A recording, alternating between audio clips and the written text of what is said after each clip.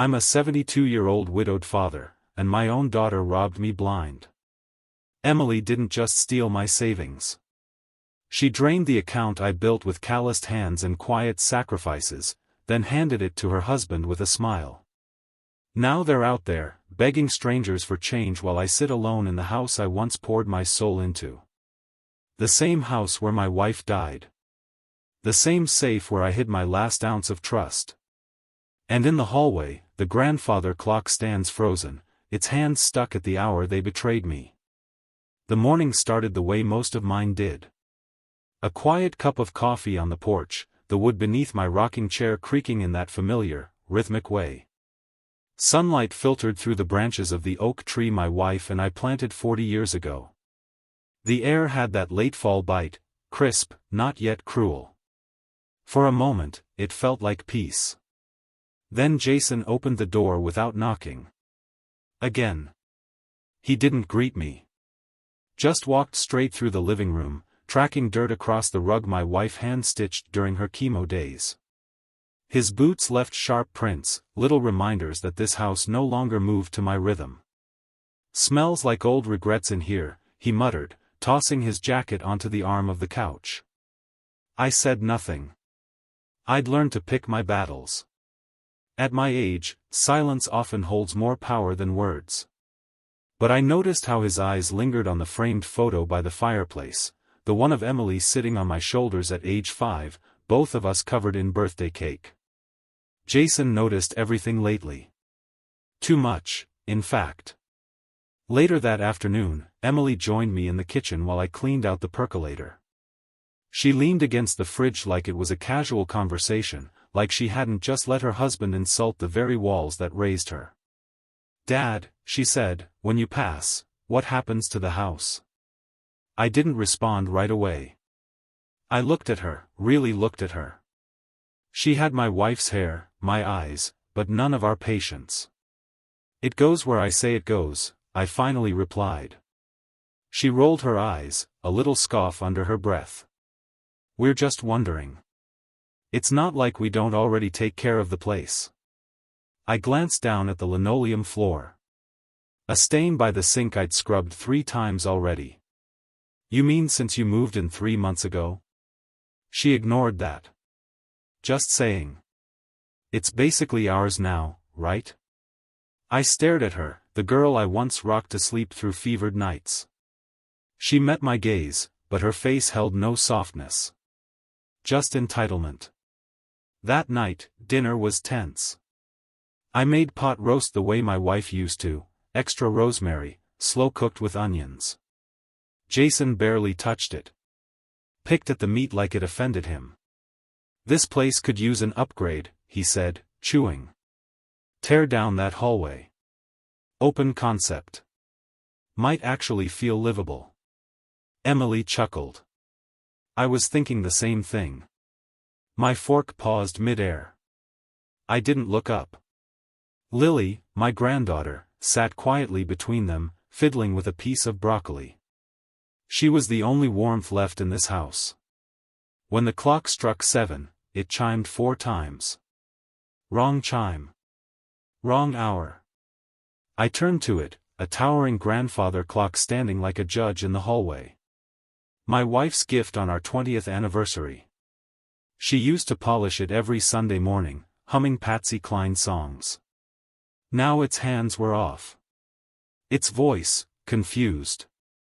"Why's the clock lying, Grandpa?" Lily asked. I smiled softly, bitterly. Maybe it's just tired of being ignored. That night, as I washed the dishes alone, I kept glancing toward the hallway. The clock loomed there, silent again. I remembered what my wife once said while adjusting its gears: "A house tells you when something's wrong. You just have to listen."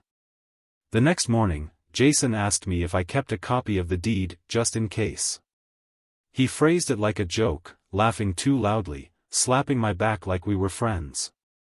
But his eyes didn't laugh. I told him the deed was locked up, safe. He nodded, smirked, and walked off. As he turned the corner, I heard him mutter under his breath, "Old man won't be around much longer anyway." I let the water run too hot that day. Burned my fingertips just to feel something real. That evening, I went to the coat closet. My wife's shawl still hung there, lavender and blue, faded but full of her scent. I buried my face into it and stood there longer than I should have. The house creaked, but not from the wind. From weight. From warning. That night, I wrote one sentence in my old leather journal, the one I hadn't touched since her funeral. I think they're circling. It happened on a Sunday morning, the kind where you expect quiet, coffee, maybe the sound of birds if the breeze is right. But instead, I got thunder in the form of my daughter's voice. Stop calling it your house. Emily's words slammed through the walls like a shotgun blast. Her voice cracked not from emotion, but from sheer volume. Lily froze mid-bite, her spoon trembling in her little hand. Even Jason looked up from his phone, eyebrow raised, lips curled. I stood by the sink, drying my hands, trying to make sense of what I'd just heard. What did you say? I asked, slow, deliberate. She stood across from me in the dining room, arms folded, that defiant tilt to her chin she used to get when she was 10 and caught lying about feeding vegetables to the dog. You always say my house, my rules, she snapped. But Jason and I have lived here for months. We do the shopping. We clean. Lily's school is nearby. This house is ours too now. Jason smirked. Might want to start adjusting to the new normal, Pops. I stared at the man who'd never once offered to mow the lawn or fix a single damn light bulb. Who took his coffee with almond milk he didn't buy and left the fridge open like it was his birthright. Your guests, I said, voice low. Jason laughed under his breath. Temporary's got a way of turning permanent when folks don't make other plans. Emily shot him a glare, but not a strong one, just enough to perform decency. Not enough to stop him. The words stuck in my throat. I wanted to remind them this house was built on sweat, not entitlement. On my late nights at the hardware store and my wife's afternoons sewing curtains by hand. But instead, I just turned off the faucet. Water still dripping. Later that day, I found one of my oldest photographs, me and Emily on the porch swing, her holding a fishing pole twice her size, missing from the hallway wall. In its place was Jason's framed diploma. Not a discussion. Not a question. Just, replaced. That night at dinner, I went to take my usual seat, the one at the head of the table, carved oak, same chair I'd sat in every Thanksgiving since '92. It was gone. Replaced by a folding chair from the garage, tucked to the side, not even fully pulled out. Jason sat in the head chair. Emily at his right. I stood for a moment, unsure what stung more, the absence or the audacity. Jason glanced up. Something wrong? No, I said, setting my plate down beside Lily. Not a thing. She looked at me with those wide eyes, the ones her mother used to say were my curse and blessing. She offered me her napkin. I took it without a word. After dinner, I wandered the house. Each room held something slightly off. My old recliner pushed back against the wall, covered with one of Emily's decorative throws. My garage key missing from its hook. The books in my study rearranged by color, like a showroom, not a life. And the clock. That damned clock. It stood slightly tilted, as if the floor beneath it had shifted. I crouched to check the base. Nothing broken. No quake. Just, misaligned. The clock chimes rang again, wrong as ever. 5 chimes at 8 o'clock. My wife used to call it, the heartbeat of the house. Now it sounded like arrhythmia, offbeat, erratic, unsettling. I tried adjusting the hands, but they stuck. Refused to move. Like even the clock knew time didn't belong to me anymore. In the hallway, I caught my reflection in the glass. I looked small. Faded. That night, I wrote another line in the leather journal. They haven't just moved in, they've started taking things off the walls. The first thing I noticed was the scent. My bedroom had always carried a faint trace of old pine and shaving soap, my wife's doing. She used to leave cedar sachets in the drawers and line them with scented paper back when we were young enough to think time couldn't touch us. But that morning, the smell was gone. In its place was something faintly acidic. Cold. Almost metallic. I opened the top drawer where I kept my bank documents, the ones I hadn't touched since Lily was born. The manila folder was there, but skewed. Too crisp. Like someone had flipped through it and tried to put it back the way they found it. Only they didn't know how careful I was with corners. I pulled it out. Pages were out of order. The last statement had a fold it never had before. A crease across my retirement account summary that looked like it had been held in someone else's hand. I didn't say anything. Not yet. I went downstairs. Emily and Jason were laughing in the living room, something about a TikTok video, some voiceover of a dog singing. Jason looked up when I entered. "Sleep okay, old man?" I nodded. "Fine." Emily didn't look up. "We're gonna run to Target later. Need anything?" "No," I said. I walked past them to the kitchen and opened the safe in the pantry, the little decoy one where I used to keep our passports and some petty cash. It hadn't been touched. Still, something itched at the back of my neck. Later that afternoon, Jason followed me into the garage. He acted casual, but his eyes scanned everything. The workbench. The drawers. The walls. "You ever think about upgrading your security?" he asked. "You know, in case someone tries to break in." "No one's breaking into this house," I replied. He shrugged. "Yeah, but you've got valuables, right? Like, that safe in the pantry? You keep a real one somewhere?" His voice had that forced playful tone. But his hands were in his pockets, and he was standing between me and the tool cabinet. Something primal in me tensed. "I keep what I need where I need it," I said. "Nothing more." He nodded. Smiled. Walked out whistling. That night, I checked the real safe. The one behind the old bookshelf in the den.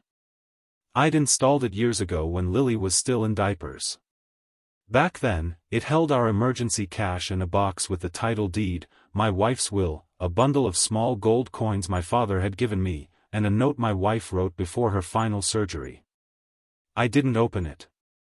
I just stood there, staring at the bookshelf. Wondering if I'd find dust disturbed. Wondering if I was imagining the slight tilt in the painting hung above. I didn't sleep that night. At 3:11 a.m., I heard footsteps. Light, but fast. Not the creaky slow shuffle of someone going for water. Not Lily's careful steps either, she always tiptoed. I cracked the door. I didn't step out. Jason's silhouette passed the hallway. He was holding something. A folder. Maybe papers.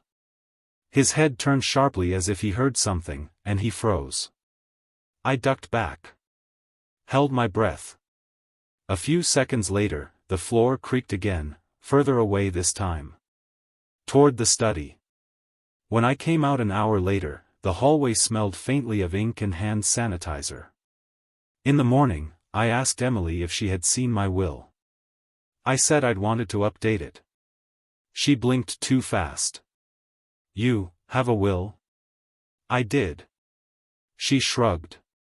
"You probably filed it somewhere weird. You always forget your own system." Jason sipped his coffee too loud. "If it's anything important, might be good to, keep it in a better place." I said nothing. Instead, I walked out to the porch. The wind had knocked over the small flower pot I kept by the door. I picked it up and saw something beneath it, one of Lily's drawings. A house with 4 windows, a stick figure holding hands with a smaller one. And above them, a red X drawn over a tall man with no smile. I turned it over. In pencil, she'd written, "Safe means no secrets." The sun hadn't even cleared the treetops when I decided to check the safe. I couldn't shake the weight in my chest, the way Jason's shadow lingered around corners lately. Emily's sudden interest in legal documents. The cold silence that filled the rooms where once there had been warmth.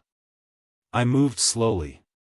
My knees protested, but I took the steps to the den one at a time.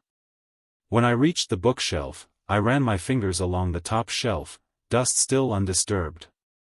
Good. I pushed the hidden latch, swung the frame out, and revealed the steel door behind it. I entered the combination by memory. My wedding date. Lily's birth year. The number of years I worked at the plant. The lock clicked. I opened the door.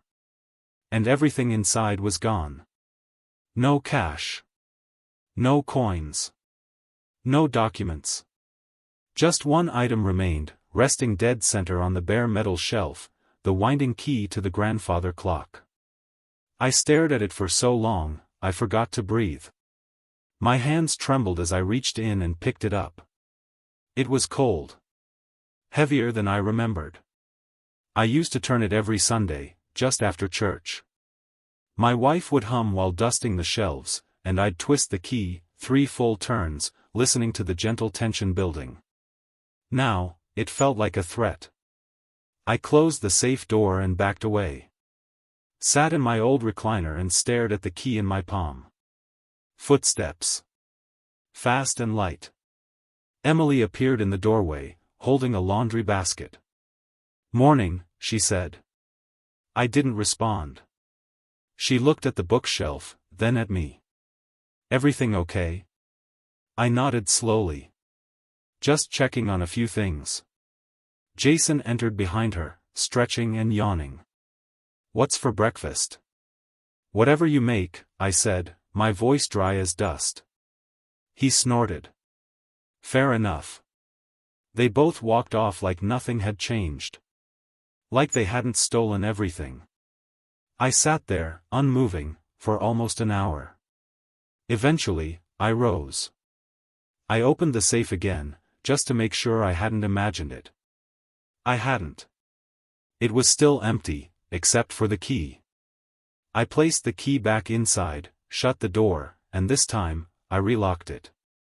Not because I thought it mattered, but because I needed to feel like something was still mine. Later, I walked into the garage. My tools were scattered. Not missing, just moved. Misaligned. Touched. I looked at the workbench and saw the small wooden box where I kept my wife's wedding ring. The lid was cracked. Slightly open. Inside, the ring was still there. But the note she left with it, her handwriting, her words, "If you're reading this, I'm already waiting," was gone. I leaned against the bench and let out a sound I didn't recognize. Not quite a sob. Not quite a groan. Something broken in the middle. Lily found me there, later that afternoon. She tiptoed into the garage and tugged at my sleeve. "Why are you crying, Grandpa?" I wiped my face, unsure when the tears had started. "Did someone steal your birthday?" I looked down at her. That innocent face. So full of love and confusion. "No, sweetheart," I said. "Just something I can't get back." She reached into her pocket and pulled out a peppermint. Her last one, no doubt. She placed it in my hand, as if that could fix anything. And for a moment, it did. That night, I didn't eat dinner. Jason and Emily didn't notice. They laughed about a new show they were watching, something with betrayal and family drama. I heard Jason say, "People are so dumb when they're old. They just hand it all over." I wrote a line in my journal. She didn't steal my money. She stole my silence. If this happened to you, what would you do? Before Jason. Before the silence. Before the empty safe. There was just her. Emily. She was 5 pounds and screaming when they placed her in my arms. I remember thinking, she's louder than I expected. My wife laughed through exhaustion and tears. That's your daughter, all right. She was. From the day she took her first step to the day she first slammed her bedroom door, Emily had me wrapped around her smallest finger. I never minded. Every bruise on her knee, every math test panic, she'd run to me. Not her mother. Me. When she got accepted to Purdue, I sold my '71 Chevy pickup. The one I'd restored piece by piece over 7 years. It hurt, sure. But I told myself, that truck won't get old with me. She will. Tuition. Housing. Books. I covered everything. When she came home crying after her first semester, roommate drama, homesick, broken heart, I baked her mother's cornbread and stayed up with her till 2 a.m. talking about nothing and everything. She never asked me directly for help, but I gave it anyway. Quietly. Anonymously, even. I mailed her rent checks through a third-party envelope service during her final year. She thought her part-time job was carrying her through. I wanted her to feel proud. Her first car? A 2009 Toyota I bought from a neighbor and fixed up in secret. On her 22nd birthday, I handed her the keys. She jumped into my arms and cried into my neck. I held her longer than she knew. When she got engaged to Jason, I bit my tongue. Something about him felt slippery. But I told myself, she loves him. That's enough. I paid for the entire wedding. No complaints. Even when Jason wanted a live band and a custom bourbon bar. Even when I had to take out a small loan to cover the florist's last-minute markup. I watched her walk down the aisle, veil like mist, eyes bright. She didn't look at me until she reached the altar. And when she did, I smiled through everything. Even through the ache in my chest. After the reception, while they were off on their honeymoon, I stayed behind to clean up the hall myself. Folding chairs, half-eaten cake, confetti still stuck to the floor. That night, I sat on the church steps with a slice of leftover pie, alone, and thought, I did good. Now I sit across from that same daughter, and she can't even look me in the eye. She breezes past me like I'm wallpaper. Answers me with one-word replies. Sides with Jason even when he leaves greasy pizza boxes on my kitchen counter. I gave her everything. My money. My time. My hands. And now, she gives me silence. That night, I went to the attic. Dust covered everything like snow no one bothered to shovel. I found the old cedar box. Inside, baby booties, her kindergarten drawing of our house, it had a rainbow on top, the first Father's Day card she ever made, "You are my everything, Daddy." I held that card so gently I might have been afraid it would crumble. Back then, I was everything. Now I'm in the way. I carried that card back downstairs and placed it on my nightstand. The house creaked above me. Not from age, but memory. Later, I heard Jason complaining about the water pressure again. I shut my door and wound the old radio my wife loved. Static at first. Then, her favorite old gospel song came through the crackle. And for the first time in weeks, I smiled. Because even if she forgot, I didn't. It started with Jason raising his voice over eggs. "I don't get why we need to tiptoe around him," he said, slamming the fridge door harder than necessary. "This is our home too. We've paid bills. We take care of Lily. What's he even contributing at this point?" I was sitting at the kitchen table, flipping through a newspaper I didn't have the strength to read. My coffee had gone cold. Emily stood at the stove, silent. She didn't correct him. She didn't defend me. That was the first cut. I looked up slowly. "You're a guest," I said. Jason turned to me. "A guest who's keeping this place from falling apart." Let's not forget whose name might be on the next version of the deed. Careful, I said. You're speaking like a man who thinks he's already inherited the funeral. He laughed. You think silence makes you noble. It makes you weak. Emily flinched. Lily walked in right then, rubbing her eyes, hugging her stuffed elephant. Jason leaned in. Say anything else and you'll regret it. Something inside me snapped. I rose, slow, deliberate. The chair scraped the floor like a warning bell. I walked straight to Jason, toe to toe, and said words I'd kept locked behind clenched teeth for far too long. You ungrateful thieves, I whispered. Emily turned. Dad. No, I cut her off. My voice shook but held. You stole from the man who gave you everything. I held you as a baby. I fed you when your stomach turned. I paid for your future and watched you throw it at a man who doesn't even know how to knock. Jason smirked, but I saw the flicker of unease in his eyes. You came into my home, I continued, and treated it like a trash bin for your ambitions. You took my silence for permission. Emily stepped forward, voice rising. You owe us. You left me alone after Mom died. I raised Lily without help while you buried yourself in this dusty house. You told me to stay out of your way, I said. So I did. I gave you space. Respect. I gave you money. A roof.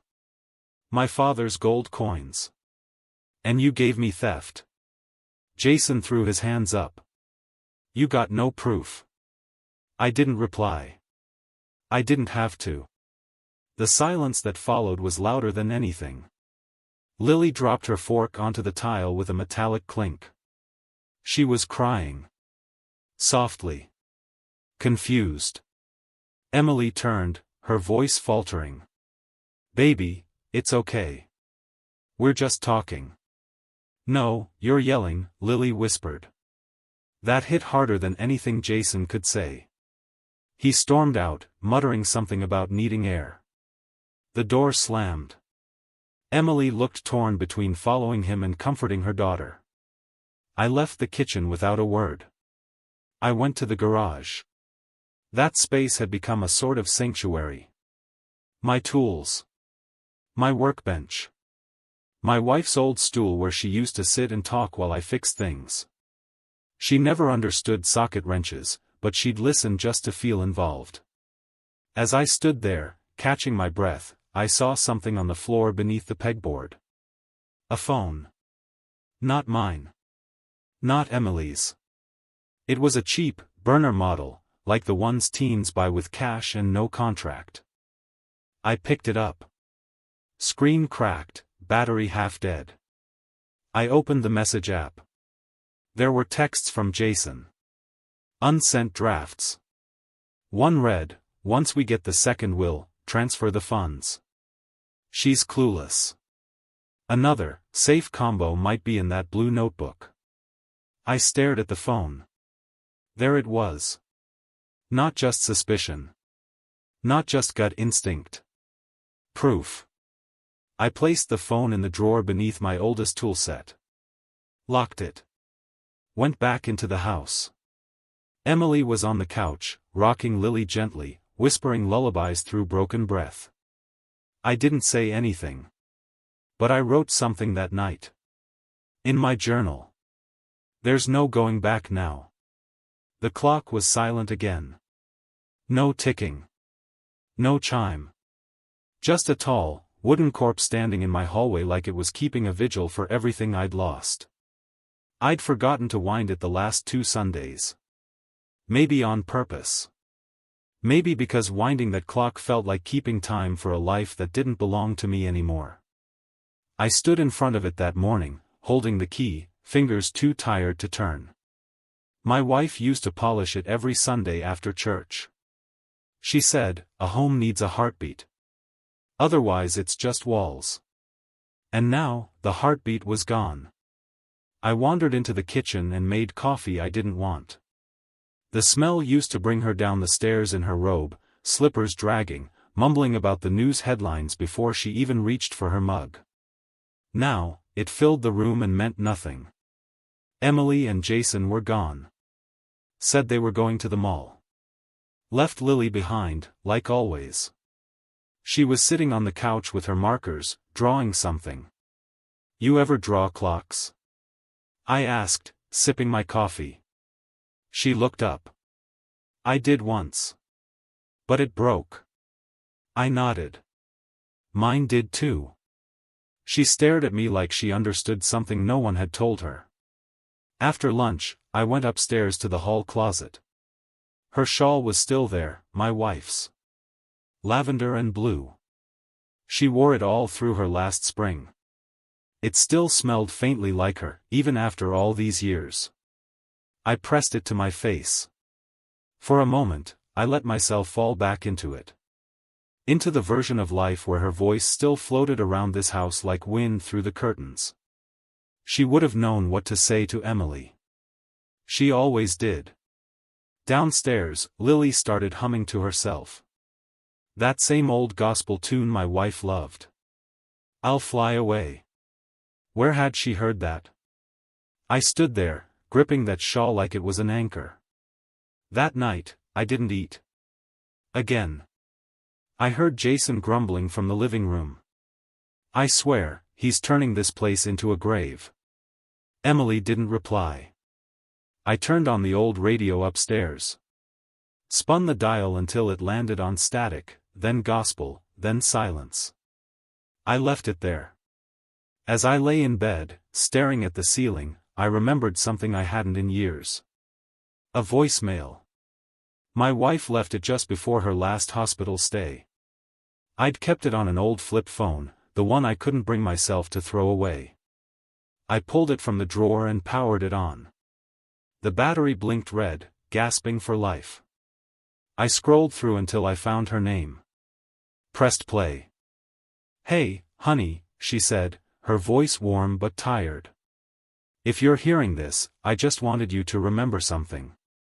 They'll forget who you were. Don't you? Don't let them take your name with your silence. That's all I ask." The phone died right after that. Like it had waited for the right moment. I sat on the edge of my bed, holding that little dead device, hearing her voice echo off the walls that used to know joy. The hallway clock still stood motionless. So I got up. I walked to it. I took the shawl from my wife's closet, and I draped it over the face of the clock. Let it be blind. Let it stop seeing this mess. Later, Lily came into my room, holding a tiny cup of water like it was tea. "Are you sad again, Grandpa?"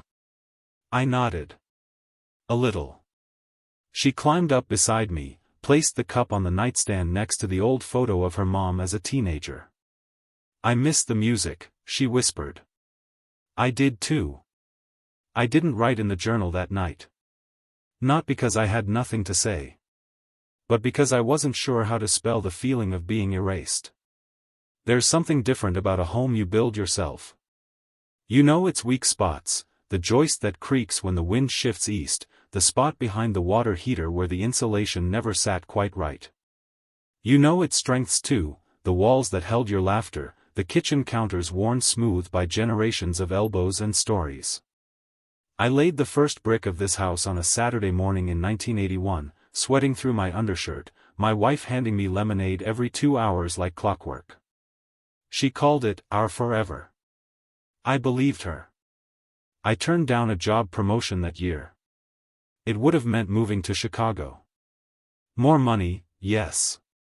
But I wanted Emily to grow up with tree swings and Sunday neighbors, not city sirens and cement.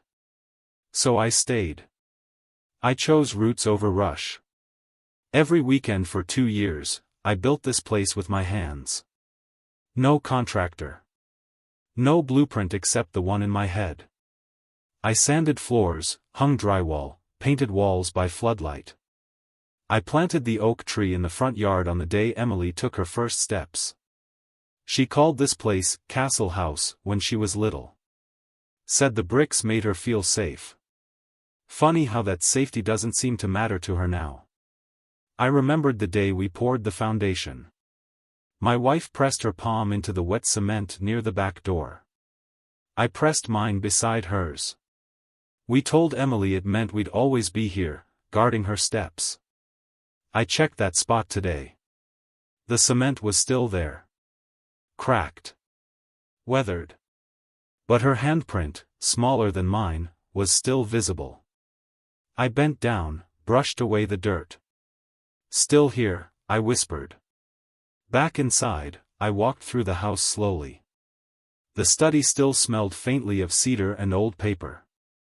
My journals. Her letters. The blueprints of the house were rolled in a tube beneath the desk. I hadn't touched them in years.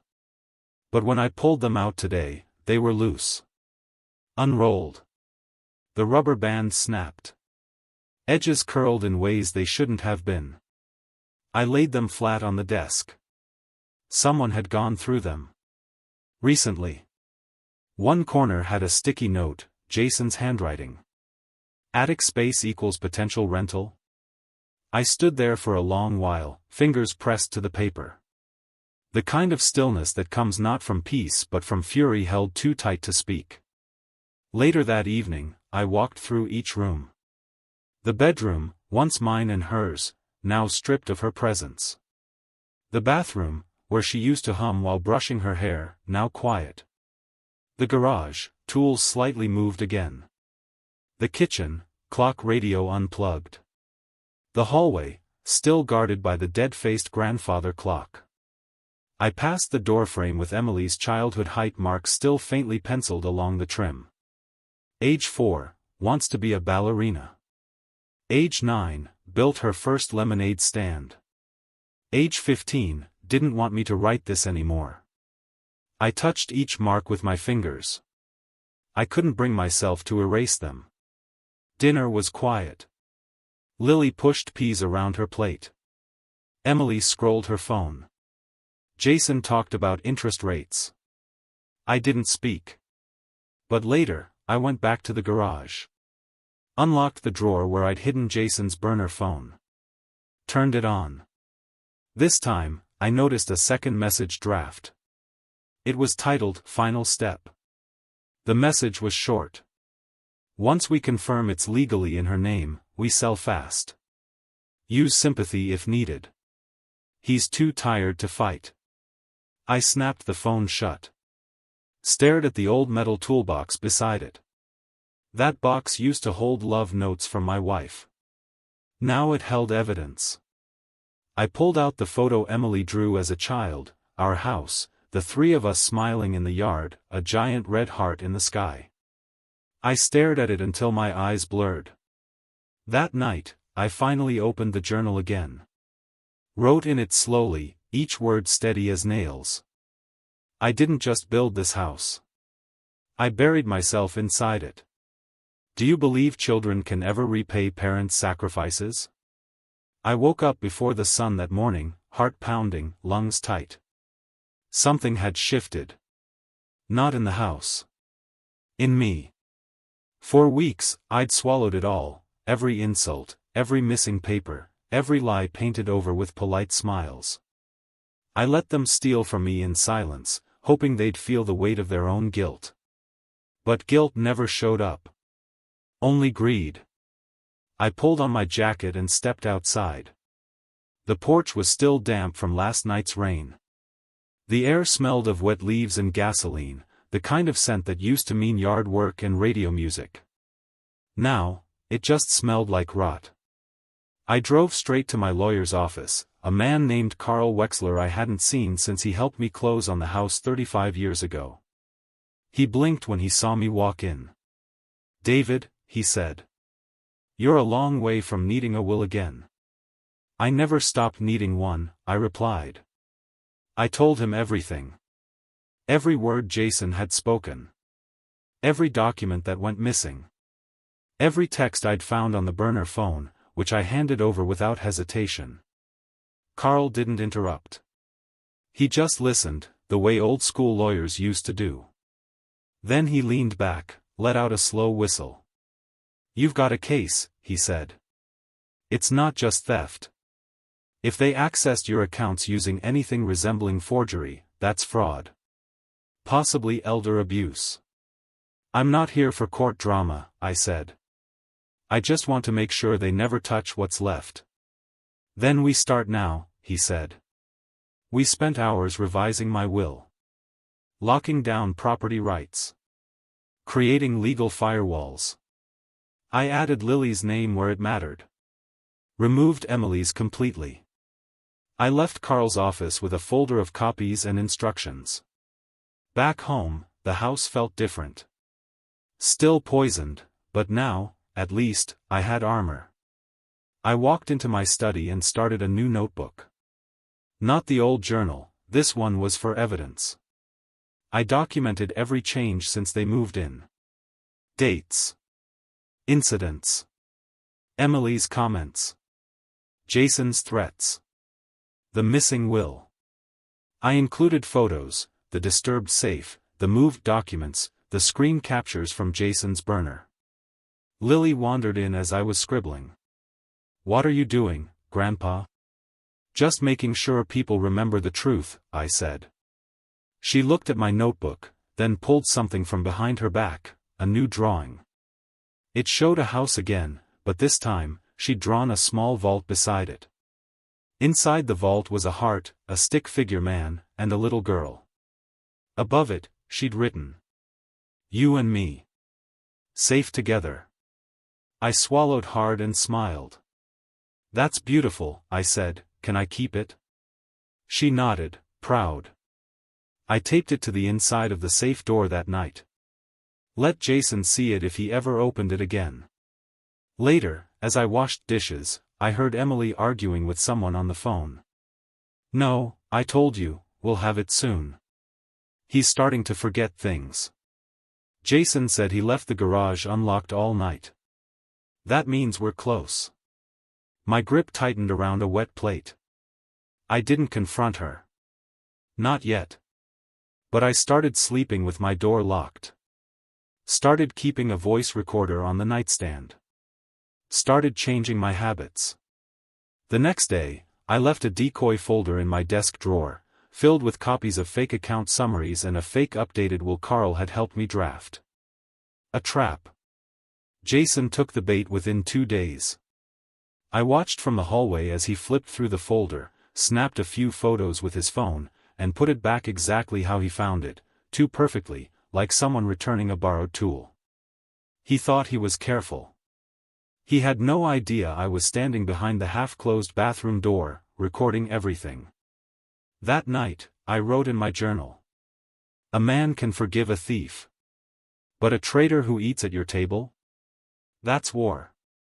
And I was ready for it. Jason was cocky when he thought he was winning. He whistled louder. Slept longer.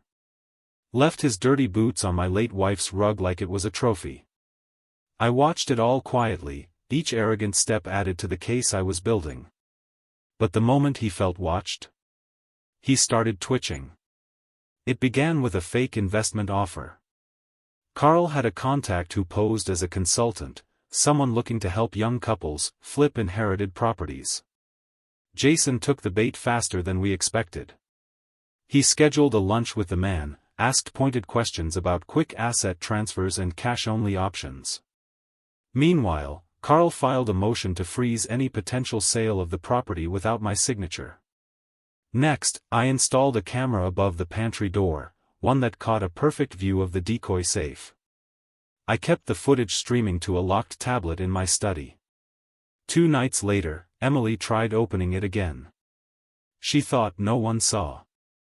The camera caught her entering the pantry, glancing over her shoulder, punching in a few numbers, then cursing under her breath when it didn't budge. She even kicked the wall. My wife's floral wallpaper peeled slightly under her heel. That night, I played the footage back twice. Not for evidence. For closure. Even Lily noticed the change in the air. She came to me with another drawing, this time of a castle with high walls and no door. I made this for us, she said, so no bad people can come in. I almost broke right there on the floor. "Can I hang it up?" she asked. "Not yet," I said. "Soon." Jason tried again a few days later. I was pretending to nap in the recliner while he crept into my study. He didn't know I'd loosened the hinges on the desk drawer. When he opened it, it groaned just loud enough to pierce the silence. I heard his breath catch. He stood there for 10 seconds. Long enough for the camera in the hallway to capture his face, the documents in his hand, and the look of triumph fading into fear. He knew something had gone wrong. That evening, he paced the kitchen. Emily sat stiff, phone clenched in her hand. "He knows," Jason muttered. "I don't know how, but he knows." "I told you not to rush," she snapped. I walked in, carrying a fresh pot of coffee. "Anyone want a cup?" I asked, my voice smooth, measured. Jason stared at me like I'd pulled a knife. "No?" I continued. "I'll just pour two, then." Emily looked away. That night, they argued behind closed doors. Their voices weren't loud, but the words found me anyway. "We need to act before he changes everything. He already has. I can feel it. You promised we'd have the house by fall. You said he was forgetful." I smiled at that one. My wife once said, they think silence is weakness, until the quiet starts speaking louder than them. The next morning, Carl called. The court date set. "We've got the recordings, the documents, the financial forensics. Everything's lined up." I thanked him. Then I asked him one final favor. We met 2 days later at the diner near the edge of town. He handed me an envelope. "Last piece," he said. "What you wanted, sealed, certified, and already filed." I opened it right there. Inside, a signed amendment to my will, notarized and legal, naming Lily sole heir to everything. The house. The savings. Even the clock. "She's going to need protection," I said. Carl nodded. "She's lucky to have you." That night, I went into the den and stood in front of the grandfather clock. I wound it. 3 slow turns of the key. The gears groaned. The pendulum trembled. Then it ticked. For the first time in weeks. Tick. Tick. Tick. At midnight, I wrote in my journal. "It's not just time they can't steal, it's legacy." Then I slid the burner phone into a manila envelope, along with the camera footage, the transcripts, and the fake will Jason had tried to photocopy. I placed it all in Carl's hands the next morning. By the time Jason came home that night, sweating, phone dead, knuckles raw, he knew. He just didn't know when the hammer would fall. But I did. And it was coming. It happened on a Thursday. Quiet. Unassuming. The kind of day when life pretends to be normal, birds chirping, mail arriving, sun filtering through the blinds just so. I was buttering toast when the knock came. 3 sharp raps at the front door. I already knew who it was. Jason looked up from the couch, his laptop half open, a mug of my coffee beside him like it belonged there. Emily stood near the sink, stirring her tea with a tremble she couldn't hide. I opened the door. 2 officers stood there, one male, one female, plain clothes but badges ready. "Mr. David Callahan?" the woman asked. "Yes. We have a warrant to search the premises regarding allegations of financial fraud and document tampering." Jason stood up too fast. "Wait, what the hell is this?" The officers ignored him. They walked in, already moving with purpose. "Sir, please stay seated," the male officer said to Jason. Emily backed against the counter, arms wrapped around herself. Lily peeked around the corner from the hallway. I gave her a small nod, the kind that says, "It's okay now." The officers moved through the house with a confidence only the innocent resent. They went straight to the study. The safe. The drawer with Jason's prints. The pantry with the fake documents. One of them pulled out a printed email, Jason's final step message, his digital fingerprints everywhere. I stood silent, hands behind my back. Jason exploded. This is insane. This is his house, he's losing his mind. That's what this is. You people are getting played by a senile old. Mr. Owens, the officer interrupted, you're being detained for questioning regarding financial exploitation and attempted coercion. You have the right to remain silent. Jason lunged toward me. It wasn't far. Just 2 steps. But his eyes were wild, panicked, like a man watching the walls close in. Emily screamed. The officers tackled him before he could get close. He hit the ground hard. The coffee mug shattered on the floor. I trusted you, he shouted up at me. You think anyone gives a damn what an old man says? I didn't respond. Because it didn't matter anymore. Emily crumpled into a chair. The officer turned to her. Ma'am, we'll need your statements regarding your access to Mr. Callahan's personal assets. I didn't touch anything, she said quickly. Too quickly. The officer's expression didn't change. She looked at me. Tell them, Dad. I didn't steal from you. I just looked. I thought maybe, Jason said we could manage things better. I said nothing. I just stared at her. Not with anger. Not even disappointment. Just a kind of distant mourning, like watching someone you once loved vanish into fog. I gave you everything, I said. And you sold it for promises he never planned to keep. She stood, started to move toward me, but Lily stepped between us. Don't, Lily whispered. Emily froze. The officers finished their sweep. Jason was already in cuffs. Emily wasn't arrested, but she wasn't free either. They left with bags of evidence. Devices. Printouts. Flash drives I'd planted just to ensure they had enough. And then the door closed. Silence. Real silence. Not the kind that comes from fear or waiting. The kind that follows truth. I sat in the living room, breathing slower than I had in months. Lily climbed onto the couch beside me. Are they gone? For now. Is Mommy in trouble? I hesitated. She made some choices that weren't fair, I said. But you and I, we're going to be okay. She leaned her head on my shoulder. That night, the grandfather clock ticked again. Not perfect, its chime was off by a few seconds. But it ticked. I found myself standing in the hallway after everyone had gone to bed. Watching the pendulum sway, slow and steady. The note my wife left, the one Jason had stolen, was back where it belonged. The officer had found it hidden in the attic, crumpled between old linens. I opened it again, carefully this time. If you're reading this, I'm already waiting. Make them remember who you are.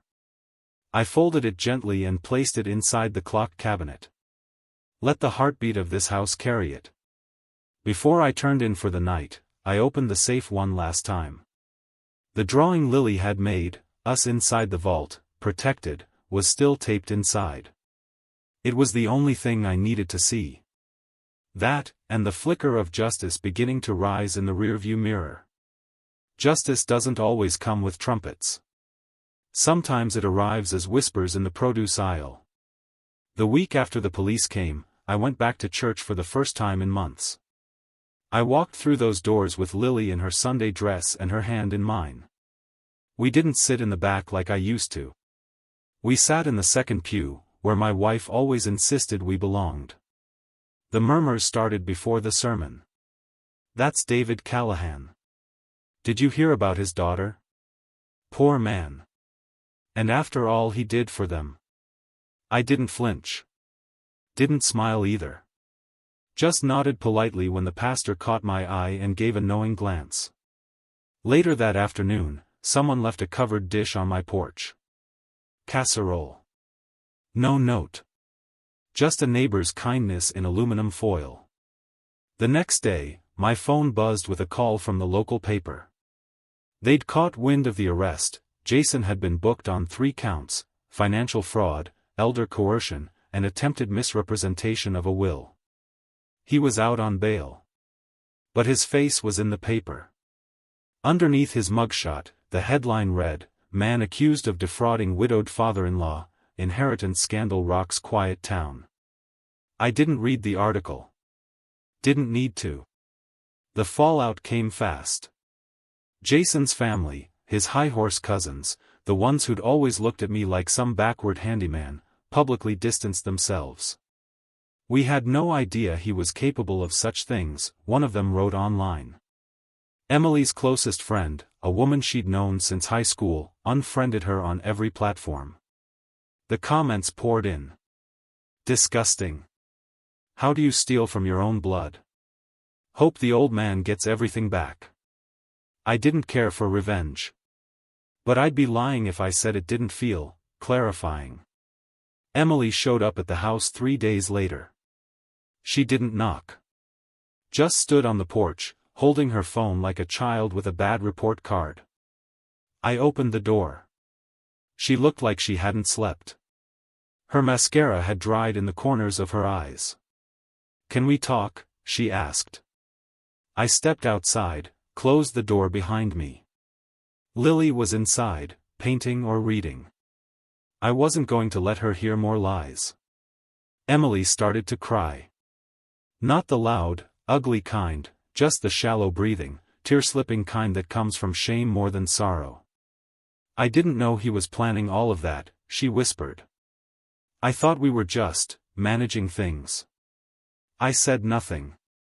She reached into her purse and pulled out a manila envelope. "I brought everything I took. The copies. The account numbers. Even Mom's note. I didn't know he hid it from me." I took the envelope. Set it on the porch railing. "I messed up," she said. "But I didn't mean to hurt you." I nodded. "That's the problem. You didn't mean not to, either." She winced. "Are you going to press charges against me too?" "I don't need to," I said. "The court will decide what's necessary. I've already spoken my truth." She looked down. "What about Lily?" "She's safe. With me. She always will be." Her tears came faster now. "I miss her," she said. "I miss being your daughter. That girl you were." I said. "I miss her too." She reached for my hand, but I stepped back. "There's a difference," I said, "between forgiveness and forgetfulness. I'll always love the girl who made me a father. But I don't know the woman who walked into my study and tried to erase me." She nodded slowly, her hand falling to her side. "I just wanted a better life," she said. "And you thought stealing mine would give it to you." She left after that. Didn't slam the door. Didn't beg. Just walked down the steps, lighter somehow, like the weight of her lie had finally landed on her shoulders where it belonged. That night, I sat with Lily on the porch. She leaned against me, quiet. "Is Mommy gone?" she asked. "For now," I said. She nodded like that made sense. The clock chimed from inside, 8 o'clock, right on time. "I heard them talking about you at school," Lily said suddenly. "Oh? They said you were brave." I looked down at her. "Do you think I am?" She shrugged. "You didn't yell or hit or run away. You just waited. And then you told the truth." I smiled, finally. "That's what brave people do. Can dignity ever be restored once it's stolen?" Emily came back one more time. It was a week after Jason's arraignment, the air thick with August heat and unsaid things. I was out in the garden, trimming back the roses my wife had once babied like children. Emily stood at the gate, not stepping in. Her face was pale, eyes ringed with sleeplessness. "Can I talk to you?" she asked. I didn't stop pruning. She waited anyway. When I finally looked up, she stepped forward, slow and cautious, like approaching a wounded animal. "I wanted to say sorry," she said. "For all of it." I nodded once. "I didn't mean for it to go this far," she added. I wiped my hands on my jeans. "You meant for it to go far enough." She blinked. I was scared.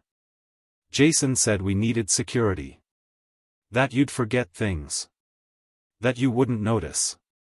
I noticed. She looked down. "I thought if we just had a little more, we could give Lily a better future."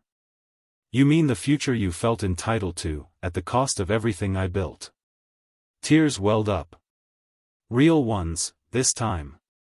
Not the desperate, courtroom kind. Not the ones born of being caught. Just quiet, late tears. "I miss Mom," she said. "I do too," I said. "But she raised you to be better than this." Emily sat on the porch step like she used to when she was a teenager and didn't want to apologize, but didn't want to leave either. "I see you and Lily together," she said. "You're better with her than I ever was." "That's because I don't treat love like a transaction," I replied. She sniffed. "Will you ever forgive me?" "I already have," I said. She looked up, surprised. "But forgiveness," I continued, "doesn't mean I'll ever trust you again." She nodded slowly, taking that in. "I understand." "You don't," I said, soft but firm. "But maybe someday, when you're living with the consequences, you will." She stood. "Jason's gone," she said. "He left town. Last I heard, he was sleeping in a bus station up north." I didn't ask for more. I watched her walk back down the steps. No angry words. No slammed gates. Just the soft thud of footsteps on old wood. The next day, I took Lily to the library. On our way out, I saw Jason. He was standing near the gas station, holding a cardboard sign. "Need food. Will work." His eyes met mine. Recognition flickered. So did shame. I didn't stop. Lily didn't ask. Back home, I finally brought the paint can from the garage and repainted the porch railing, covering the initials my wife and I had carved there decades ago. It wasn't erasure. It was closure. Inside, the clock ticked in slow, steady rhythm. It still wasn't perfect, it chimed late now, about 3 seconds off, but it worked. So did I. That evening, I cooked Lily her favorite, grilled cheese with tomato soup and apple slices. We ate on the porch under the golden sky. "Will Mommy ever come back?" she asked. "She might visit," I said. "But this house? It's not hers anymore. Is it mine?" I smiled. "Someday. If you take care of it." Later, I watched her sleep with that same stuffed elephant she'd had since the day they moved in. I sat beside her bed and whispered, "You're the only thing that came out of this with value." Then I went to the study. Opened the safe. Inside was just her drawing now. The one of us in the vault. Safe. And next to it, a new folded sheet of paper. I added one final thing, a copy of the amended will, signed and sealed. No more secrets. Just clarity. The last entry I wrote that night read: "She thought she was stealing a future. But she only proved she never deserved it." I wake up earlier these days. Not because I have to. Because I want to. The mornings feel cleaner now. As if the air itself knows that the house has returned to someone who loves it. I sit on the porch with my coffee, just like I used to when my wife was alive. Only now, there's a second mug next to mine, Lily's hot chocolate, always with too many marshmallows. She joins me every morning, still in her pajamas, curls wild and cheeks puffy with sleep. We sit in silence sometimes. Other days, she tells me her dreams. Last week, she said she flew over the house and saw me planting a garden on the roof. You were smiling, she said. I believed her. The court finalized everything last Friday. Custody, granted. House, secured. Inheritance, locked tight in Lily's name, held in trust until she turns 25. Emily didn't contest. Not because she didn't want to, but because she couldn't. The evidence was too strong.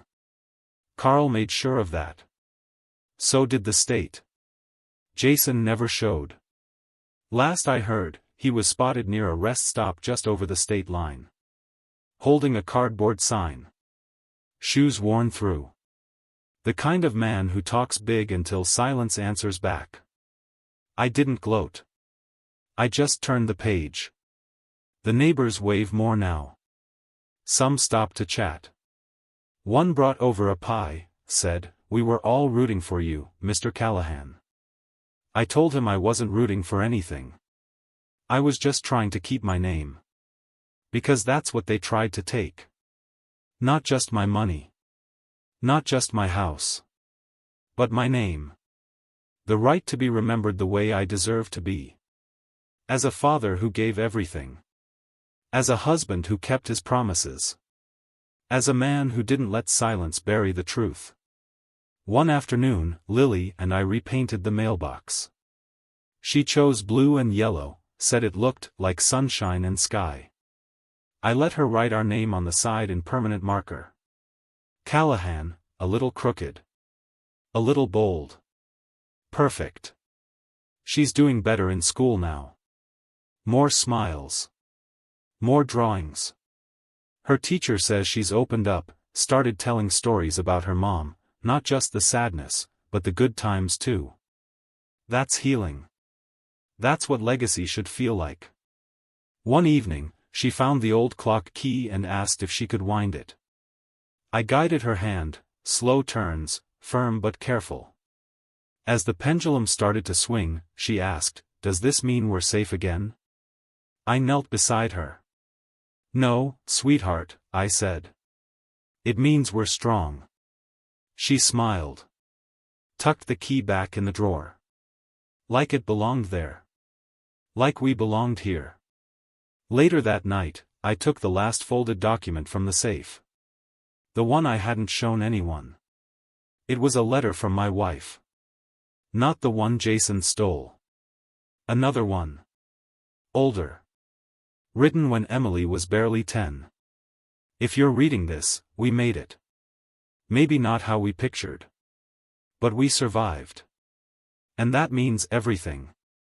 She signed it in her usual way. Yours, even if you forget where to find me. I placed that letter in a new envelope. Tucked it into Lily's keepsake box, right beside her drawings and report cards. One day, she'll read it. One day, she'll understand that love isn't about what you give away blindly. It's about what you protect, quietly, fiercely. As I sit here now, writing this final page, the clock behind me ticks steady. Not perfect. Never will be. But alive. So am I. Not the man I was. Not the man they tried to erase. Just the man who still has his name. And the little girl who says it with pride. Family built on lies will collapse without a sound.